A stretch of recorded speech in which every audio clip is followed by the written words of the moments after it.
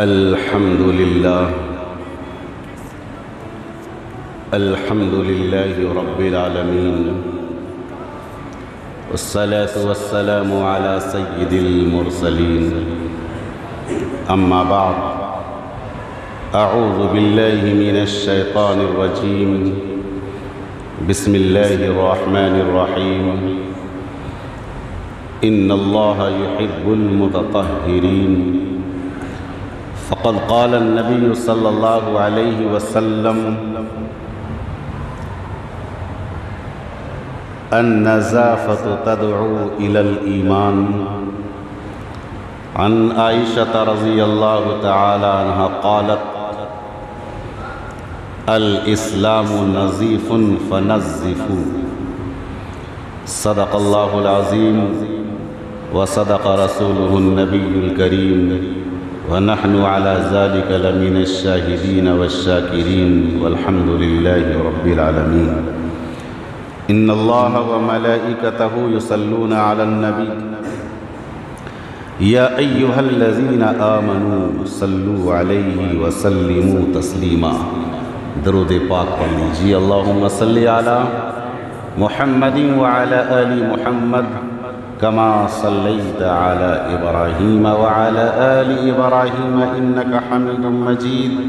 اللهم بارك على محمد وعلى آل محمد كما باركت على إبراهيم وعلى آل إبراهيم إنك حميد مجيد.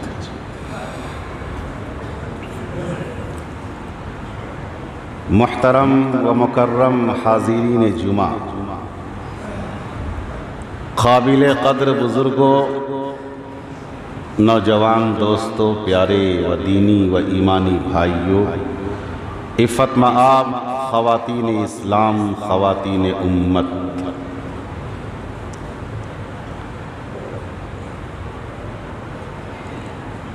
میرے قابل قدر بزرگوں،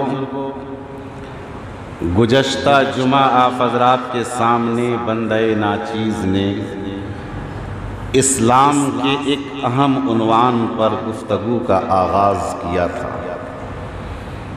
جس کو اسلام نے، پیغمبر اسلام نے آدھا ایمان کہا ہے.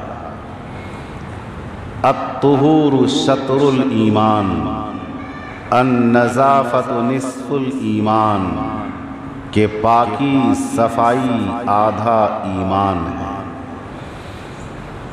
ہم سب کے آقا و مولا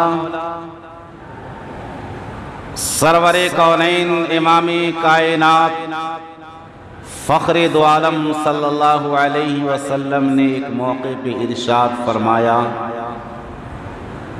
النظافت تدعو الی الایمان، کہ نظافت، پاکیزگی ایمان کی دعوت دیتی ہے. اس موضوع پہ کچھ باتیں رہ گئی ہیں، میں چاہتا ہوں کہ آپ حضرات کے گوشے گزار کر دوں. عمل کرنا آپ کا کام ہے، بتانا میرا کام ہے. بتانے کے بعد بھی رپورٹیں آئی ہیں کہ لوگ غیروں کے طریقے کو اپنانے میں اچھا محسوس کرتے ہیں، بھلا محسوس کرتے ہیں، لیکن نبی کے طریقے کو اپنانے میں اسے اچھا نہیں لگتا ہے. ابھی میں بتاؤں گا آپ حضرات کو کہ غیروں کے طریقے میں کامیابی ہے یا نبی کے طریقے میں کامیابی ہے. تو آقا کریم علیہ السلام نے ارشاد فرمایا: النظافت تدعو الی الایمان، کہ نظافت، پاکیزگی، صفائی، پاکی ایمان کی طرف لی جاتی ہے. اور اسی ضمن میں آقا کریم علیہ السلام نے ارشاد فرمایا کہ پاکیزگی جنت کے جانب لے جاتی ہے اور ناپاکی، گندگی جہنم کی جانب لے جاتی ہے. اب آپ کو فیصلہ خود کرنا ہے کہ ہمیں پاک ہو کر، پاک رہ کر جنت کی طرف جانا ہے یا ناپاک گندگی کا شکار ہو کر جہنم کی جانب جانا ہے. یہ فیصلہ آپ کو خود کرنا ہے. اور آگے حضرت اماں عائشہ رضی اللہ تعالی عنہ جو ازواج میں لئیقہ با ادب با سلیقہ حضرت عائشہ صدیقہ جو حضور اکرم علیہ السلام کی سب سے چہیتی، سب سے لخت جگر کہیے یا سب سے قریب تمام بیویوں میں سے حضرت اماں عائشہ رضی اللہ تعالی عنہا ہیں. وہ فرماتی ہیں الاسلام نظیف فنظفوا، کہ اسلام پاکیزہ مذہب ہے اور پاکیزگی کی تعلیم دیتا ہے. اسلام پاکیزہ مذہب ہے اور اسلام پاکیزگی کی تعلیم دیتا ہے. لہذا ہمیں پاک صاف رہنا ہے اور پاکیزگی کی تعلیم بھی دینی ہے اور لوگوں کو بتانا بھی ہے کہ پاک صاف انسان جنت کے قریب جاتا ہے، ناپاک گندا انسان جہنم کے قریب جاتا ہے. یہ بات سامنے آئی تھی کہ دو قبر والوں کو عذاب ہو رہا تھا. آخر ان دونوں قبر والوں کو عذاب کیوں ہو رہا تھا؟ آقا کریم علیہ السلام نے ارشاد فرمایا ایک کو عذاب پیشاب کی چھینٹوں سے نہ بچنے کی وجہ سے ہو رہا تھا اور دوسرے کو عذاب جو ہو رہا تھا وہ غیبت چغلی کرنے کی وجہ سے ہو رہا تھا. اور نبی پاک علیہ السلام نے یہاں تک کہ فرمایا استنزہوا من البول فإن عامۃ العذاب القبر، کہ پیشاب کی چھینٹوں سے بچو اس لیے کہ عام طور پر عذاب قبر اسی سے ہوتا ہے. عام طور پر عذاب قبر اسی سے ہوتا ہے. اور آخرت میں نماز کے بارے سوال ہوگا، آخرت میں بندوں کے حقوق کے بارے سوال ہوگا، لیکن آقا کا فرمان مبارک کہ قبر کے اندر سب سے پہلے پاکی ناپاکی کے متعلق سوال ہوگا. تو قبر کی منزل آخرت کی منزلوں میں سے سب سے پہلی منزل ہے. اگر قبر میں ہم بچ گئے تو آخرت کی منزلوں میں کامیاب ہوتے چلے جائیں گے، اور اگر پہلی منزل میں ہمارا معاملہ پھنس گیا تو ہر جگہ ہم پھنستے چلے جائیں گے. اب یہ بات میں نے آپ کے سامنے کہی تھی لا یبول قائما. آقا نے فرمایا کہ کھڑے ہو کر پیشاب نہ کیا جائے. لا یبول قائما، کہ کھڑے ہو کر پیشاب نہ کیا جائے. اور دوسرے مقام پہ تو آقا نے سختی کے ساتھ فرمایا لا یبولن قائما، کہ ہرگز ہرگز کھڑے ہو کر کے پیشاب نہ کیا جائے. ایک موقع پر آپ نے فرمایا کہ لا یبول قائما، کہ کھڑے ہو کر کے پیشاب نہ کیا جائے، اور دوسرے مقام پہ آپ نے فرمایا کہ لا یبولن قائما، کہ کھڑے ہو کر کے ہرگز پیشاب نہ کیا جائے. لیکن پھر بھی لوگ جا رہے ہیں اپنے تجارت میں، اپنے کاروبار میں، اور راستے میں کھڑے کھڑے پیشاب کر رہے ہیں، چاہے وہ بائی پاس کا علاقہ ہو چاہے جی ٹی روڈ کا علاقہ. بتانے والے آپ ہی میں سے لوگ ہیں. جب بتانے والے نے بتایا کرے امام صاحب نے تو جمعہ میں یہ بات رکھی تھی کہ کھڑے ہو کر کے پیشاب نہ کیا جائے، وہ ہاں بولا نہ ہوں بولا، یعنی ہمیں یہ کرنا ہے تو کرنا. امام صاحب کا کام ہے بولنا، ہمارا کام ہے لپیٹنا. ہمارا کام ہے لپیٹنا. تو آپ لپیٹتے جائیے. کل قیامت کے دن جب لپیٹے جائیں گے، جب قیامت کے دن آپ لپیٹے جائیں گے جہنم کی آگ میں، تب آپ کو پتا چلے گا کہ ہمارے امام صاحب نے جو رہنمائی کی تھی آج اس پر عمل نہیں ہوا، اسی لیے ہم لپیٹے میں آ گئے. آقا کریم علیہ السلام نے ایسے موقع پر ایک بات ارشاد فرمائی کہ کھڑے ہو کر کے پیشاب نہ کیا جائے اور پردے کے ساتھ پیشاب استنجا کیا جائے. آقا نے پوری تاریخ میں، پوری زندگی میں صرف ایک مرتبہ کھڑے ہو کر کے پیشاب کیا ہے، اور وہ بھی پیشاب کس وجہ سے کیا؟ علماء فرماتے ہیں حدیث کے حوالے سے کہ آقا کے کمر میں یا گھٹنے میں تکلیف تھی.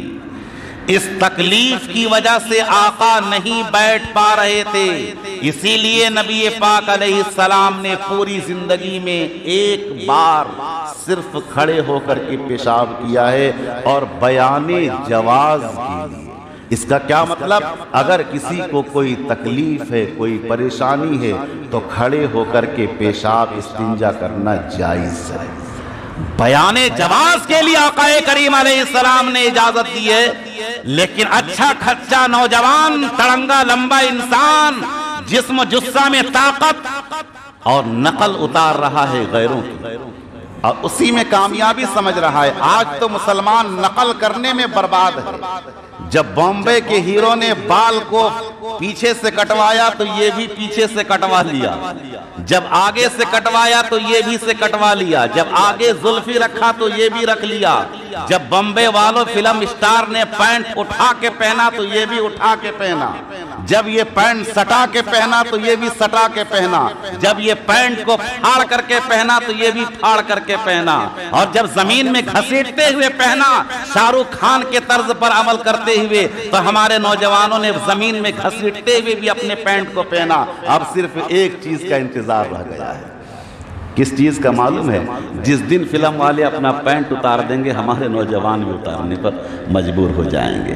تو غیروں کے نقل میں کامیابی تصور کر رہے ہیں، غیروں کے طرز میں کامیابی تلاش کر رہے ہیں، لیکن آپ کو معلوم ہونا چاہیے غیروں کے طرز میں، غیروں کے طریقے میں کامیابی اللہ نے نہیں رکھی ہے، بلکہ کامیابی اپنے لاڈلے نبی پیغمبر کی سنت اور طریقے میں رکھی ہے۔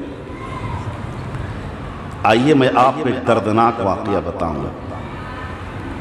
مکہ المکرمہ کے اندر ایک شخص کا انتقال ہو گیا، اور مکہ مدینہ کا دستور ہے کہ جب کسی کو قبر میں ڈال دیا جاتا ہے، کچھ دن کے بعد اس کی قبر میں پھر گڑھا کر کے دوسری میت کو ڈال دی جاتی ہے۔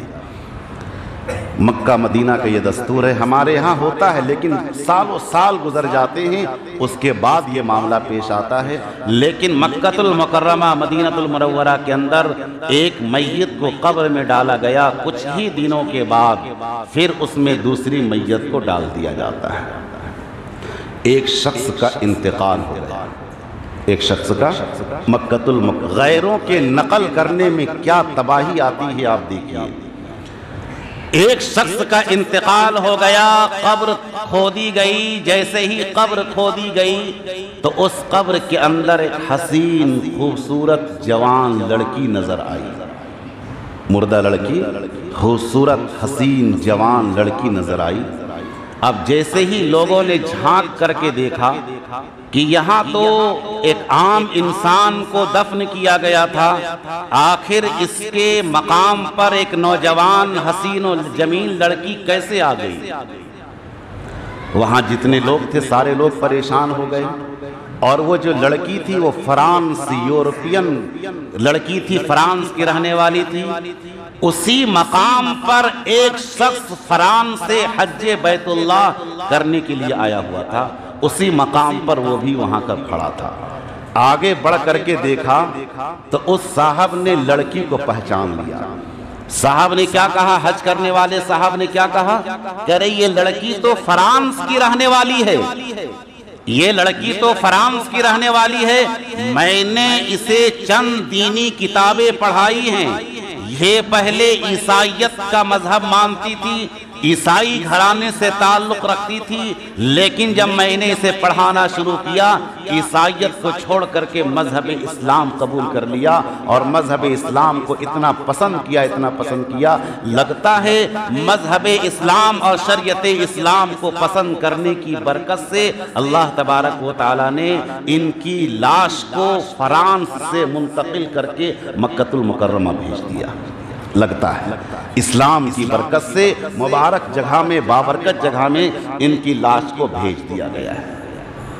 اس حج کرنے والے حاجی نے تصدیق کی، کہا کہ اس لڑکی کا انتقال فرانس میں ہوا ہے، یہ تو یورپین لڑکی، آخر ان کی لاش آئی تو آئی کیسے یہاں پر؟ لگتا ہے اسلام کی برکت نے کھینچ کر کے خانہ کعبہ کے ارد گرد سے حاضر کر دیا۔ بہرکیف لوگوں نے کہا کہ جب آپ حج سے فارغ ہو جائیں اپنے مکان پہ جائیں ذرا جا کر وہاں تحقیق کریں کہ واقعتاً وہی لڑکی ہے یا کوئی اور ہے۔ اب یہ فرانس سے آنے والے حاجی صاحب اپنے مکان گئے، مکان میں ساز و سامان رکھنے کے بعد فوراً لڑکی کے ماں باپ سے ملاقات کرتے ہیں۔ ملاقات جا کر کے کیا، ملاقات کرنے کے بعد کہا کہ آپ کی لڑکی کی لاش تو مکہ المکرمہ میں نظر آئی ہے، جبکہ ان کی لاش کو فرانس میں دفن کی گئی ہے، یہ بات سمجھ میں نہیں آئی ہے۔ ایسا کیا جائے کہ چلو قبر کھود کر کے لاش کو دیکھا جائے۔ قبر کھولا گیا، جا کر قبر کو کھول کر لاش کو دیکھا گیا تو لاش کس کی ملی معلوم؟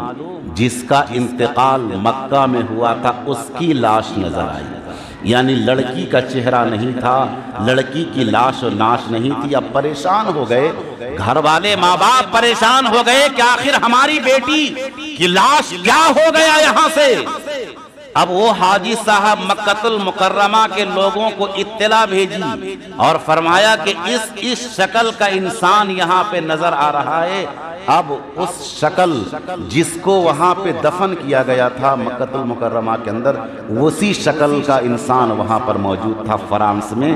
اب اس انسان کے گھر والے سے جا کر کے معلوم کیا گیا، کہا کہ بات کیا ہے کہ آپ کے بیٹے کی لاش فرانس چلی گئی اور فرانس کی ایک صاحب کی بیٹی کی لاش مکہ المکرمہ آ گئی۔ بات کیا ہے؟ اس موقع پر اس صاحب، اس مردہ انسان کے گھر والوں نے کہا کہ میرے بیٹے کے اندر ایک کمی تھی، آج وہ کمی ہمارے اندر بھی ہے۔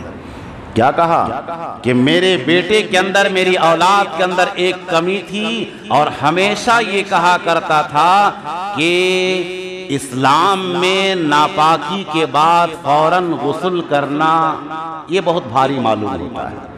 اسلام میں ناپاک ہونے کے بعد فوراً غسل کرنا، غسل جنابت کرنا، یہ بہت بھاری معلوم ہوتا ہے۔ نصارہ اور عیسائیت میں بہت اچھا ہے کہ اس پر غسل جنابت فرض نہیں۔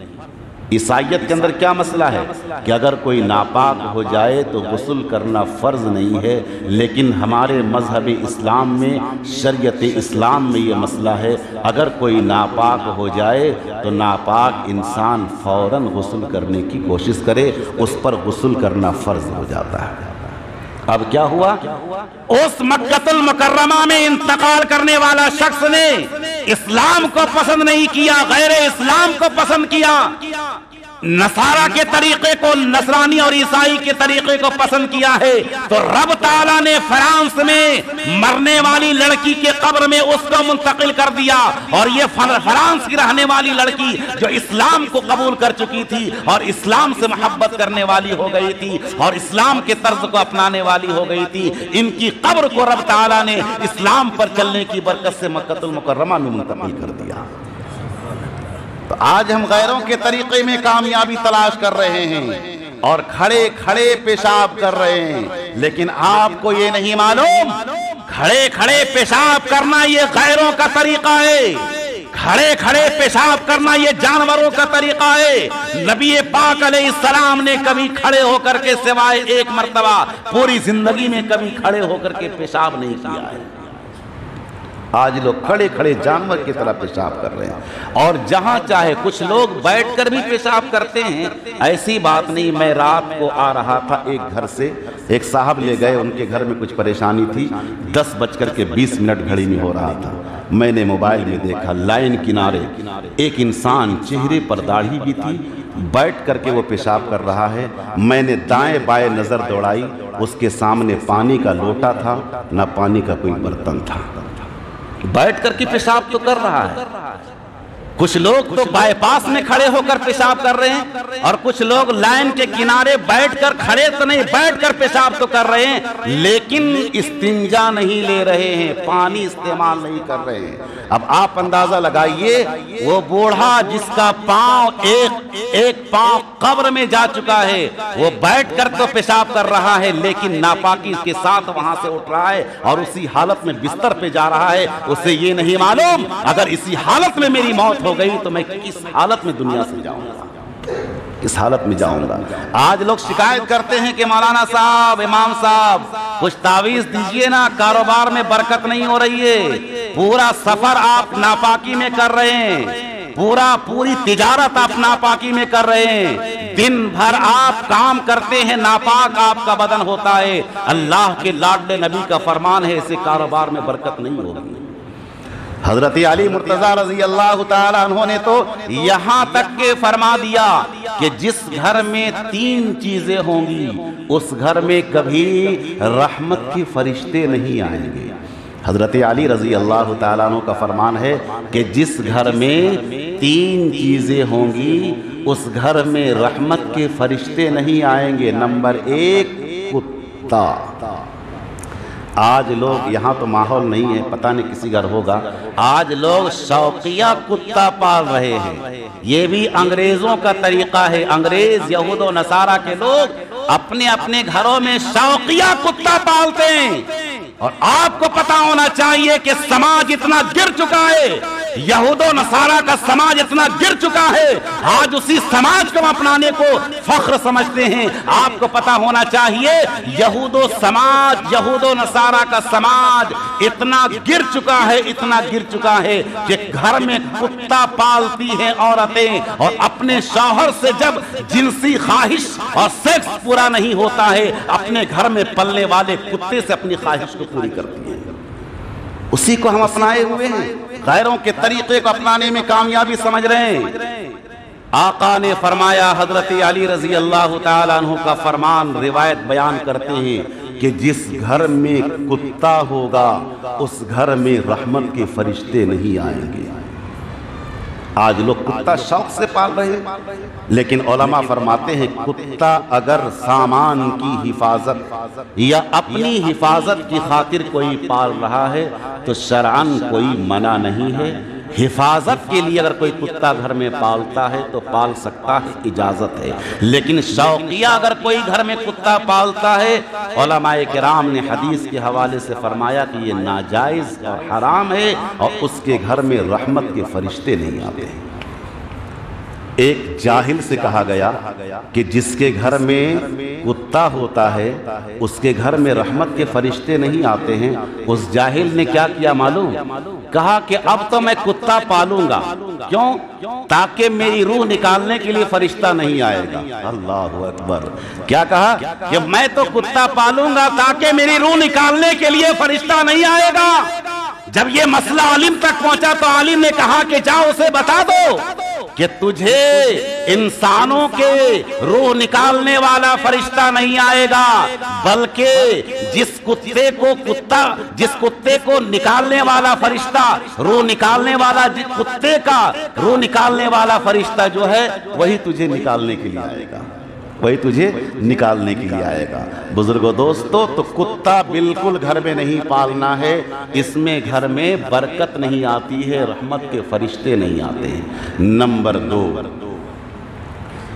جس گھر میں تصویر لٹکی ہوئی ہے، میں نے کئی گھروں میں دیکھا خواجہ بابا کی تصویر بنائی ہوئی، بناوٹی تصویر، یا کسی بھی اللہ کے ولی، یا 5 بابا جو دونوں طرف بیٹھے ہیں۔ مجھے بچپن یاد ہے، میری نانی گھر میں ایک طرف تصویر لٹکی رہتی تھی، بالکل جبہ پگڑی پہنے ہوئے، ہری ہری پگڑی، اور چاروں طرف سے تصویر لٹکائے ہوئے۔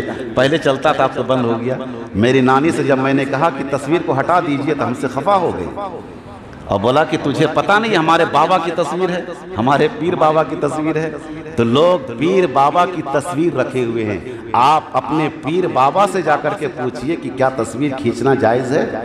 تصویر کھینچنا حرام ہے، تصویر گھر میں لٹکانا حرام ہے۔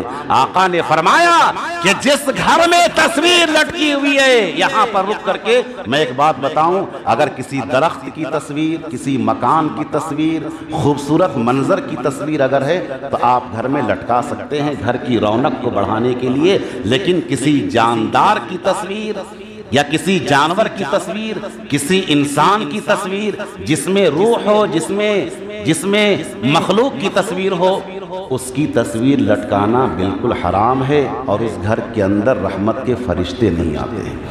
اور نمبر 3 جو اس موضوع اس ٹاپک سے ملا ہوا ہے وہ یہ ہے کہ جس گھر میں ناپاک انسان رہتا ہے، جنوبی انسان رہتا ہے، اس گھر میں رحمت اور برکت کے فرشتے نہیں آتے ہیں۔ اب ہر شخص سوچے کہ میں ناپاک جب ہوتا ہوں میں غسل کب کرتا ہوں۔ ہر شخص سوچے۔ بعض لوگوں کو تو یہ دیکھا گیا، بعض گھرانوں میں گئے، مثال کے طور پر امام صاحب ایک تعویذ دے دیجئے گا، ٹھیک ہے 2 دن کے بعد میں تعویذ دے دوں گا مثال کے طور پر۔